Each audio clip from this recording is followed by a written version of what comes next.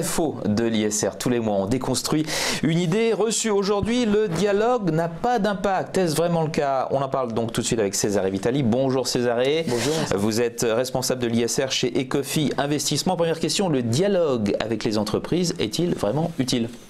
Effectivement, certains pensent que les dialogues n'ont que peu d'impact sur les entreprises.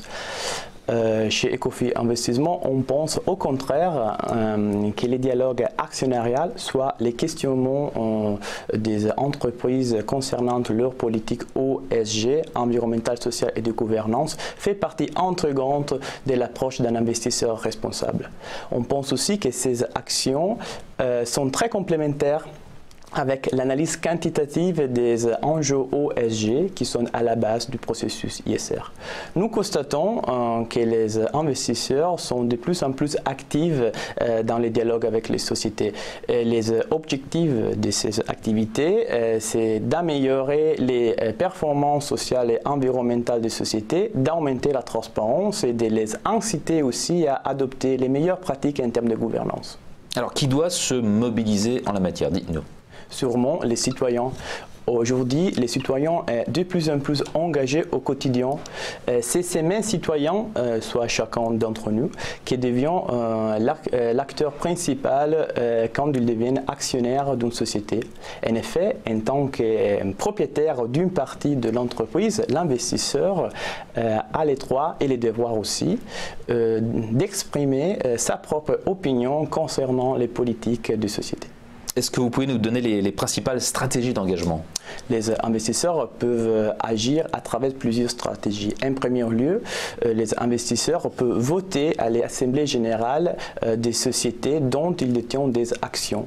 Les actionnaires minoritaires qui possèdent au moins 0,5% du capital peuvent aussi déposer des résolutions qui seront donc intégrées dans l'ordre du jour des assemblées. Les investisseurs qui vont avoir un impact plus élevé en termes d'efficacité peuvent aussi dialoguer avec les sociétés à travers par exemple des réunions avec les managements et les personnes qui sont chargées d'une thématique particulière comme le développement durable, les relations avec les salariés et la conformité.